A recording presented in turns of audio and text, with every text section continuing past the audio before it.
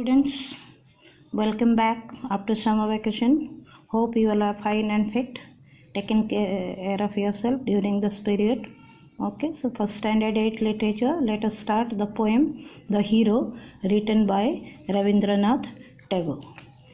Rabindranath Tagore was born in 1861 and lived till 1941. He was born in Kolkata in an affluent family, and he was awarded the Nobel Prize in 1913 for his famous poem Gitanjali. He was also awarded the knighthood in 1915, which he gave up in 1919 to protest the British policy in India. So The Hero, it is a poem about a small child. He considers himself as a small child and has written the poem. The speaker in this poem is a young boy who imagines that while traveling with his mother across the deserted wasteland, he is attacked by the bandits. He imagines that he fights the bandits and saves his mother, earns her gratitude while praise from brothers, and astonishes all the villagers by his bravery. Returning to reality, he regards that such a things do not come true, it only happens in his imagination. So let us go for line by line. Mother, let us imagine we are traveling and passing through a strange and dangerous country. You are riding in a palanquin and I am tottering you in a red horse. So in this stanza, the poet is saying the speaker addresses his mother and asks her to imagine that they are traveling and passing through a strange and dangerous stretch of countryside. In the speaker's imagination, his mother is riding on a palanquin and he is tottering alongside on a red-brown horse. It is the evening and the sun sets. The wasteland of Jodagar, that is the village where they are traveling, is the front of them, dull, grey and barren. He imagines his mother feeling lost and afraid while he courageously tells her mother not to be afraid. The meadow is prickly with spiky grass, and through the runs and narrow of broken path there are cattle to be seen in the wide field. They were gone to their village. That means it is the sunset time and not even a single cattle also could be seen. They have gone to their village store. It grows dark and dim on the land and the sky, and we cannot tell where we are going. So it was getting dark and they are unable to see exactly where are they going. The speaker asks his mother to picture them going down the narrow broken path through a meadow prickly with spiky grass. It is a desolate and there is not even a cattle to be seen. It is evening and they have returned to their village shelter. The land and the sky grow dark and dim. The light fades and it gets dark and it is difficult to see where they are going.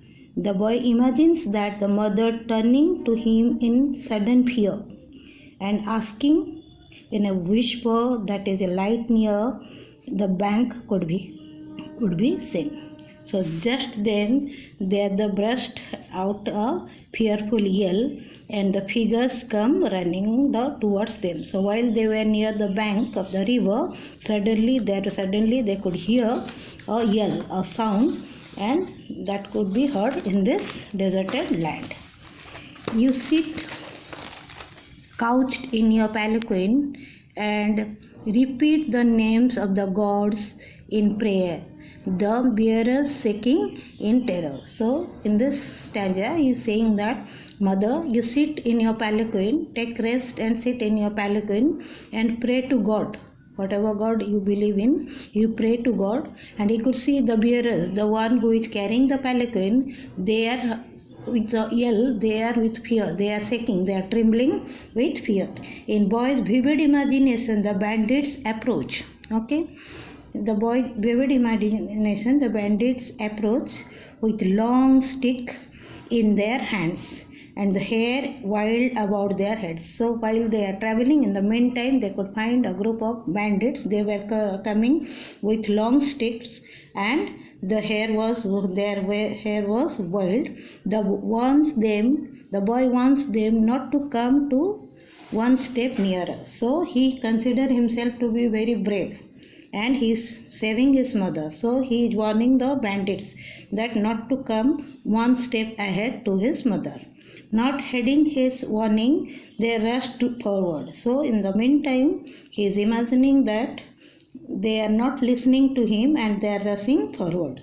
The boy imagines his mother holding tightly onto his hand in fear and asking him to retreat. That means to withdraw, asking him to withdraw.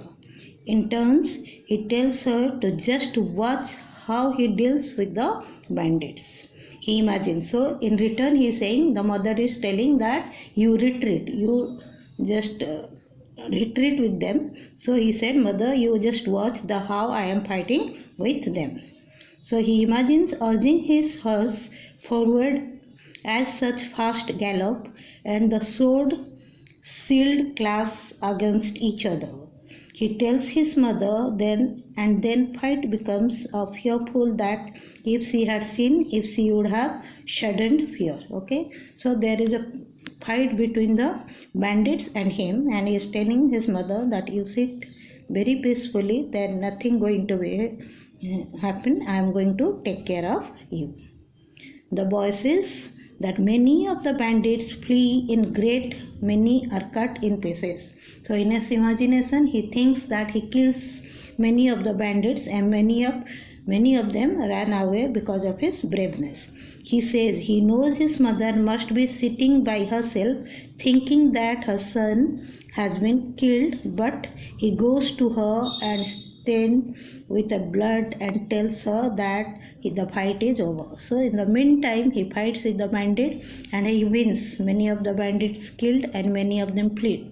Okay, so he is thinking, he must be imagining that his mother must be imagining in the meantime that his son must have died. But he comes to his mother with blood hand because he fought with the bandits, and he is telling that the blood stained hand, and he is telling his mother that the fight is over. Then the boy imagines his mother coming out and kissing him, pressing him on her heart and saying to herself that she does not know that she would have done if she had not had her son to escort her. So the mother, the proud mother, now the mother is very much proud by seeing the son fighting with these bandits bravely and saving his mother. I say, mother, just you watch me. I spur my horse for a wild gallop and sword of bucklers clash against each other. The fight becomes fearful, and mother, that it would give you a cold shudder. You should see it from here. So many of them fly, and a great number are cut into pieces. I know you are thinking, sitting all by yourself, that your boy must be dead by this. But I come to you and stained with blood and to say, mother, the fight is over. You come out and kiss me, pressing me to your heart, and you say that yourself that I don't know what I should do if you hadn't my son to escort me, if you hadn't my boy to escort me. So the mother is very proudly thinking that if the son was not there, would not have there, then she would have died by now. Okay, so in the last paragraph he is thinking that 1,000 of useless things happen day after day, and why couldn't such thing come true by chance? Okay, so this is all by his imagination, that how he is saving his mother so bravely.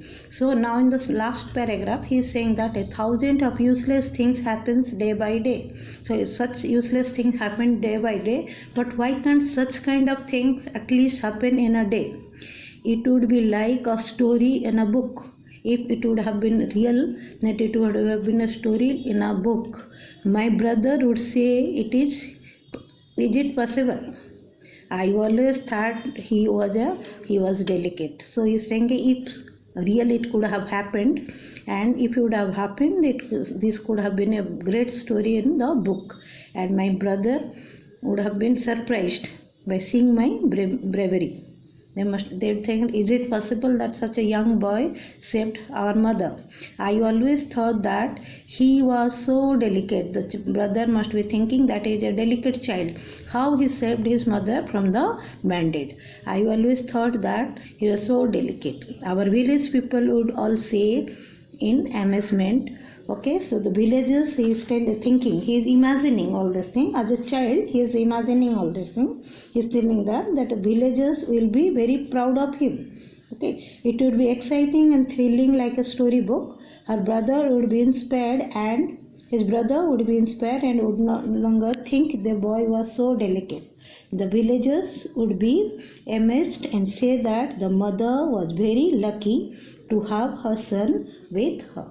So this is a pure imaginary poem written by Rabindranath Tagore. As a child, he is thinking that like any other son, he is also protecting his mother. So it was the offset of a village road which was barren and wild, and it was the sunset time. How the group of bandits coming and attacking his mother, and how he not attacking his mother, attacking towards them, and how he composed his mother who was traveling on a palanquin, and how bravely he fought and saved his mother and killed many of the bandits, and many of them flee away.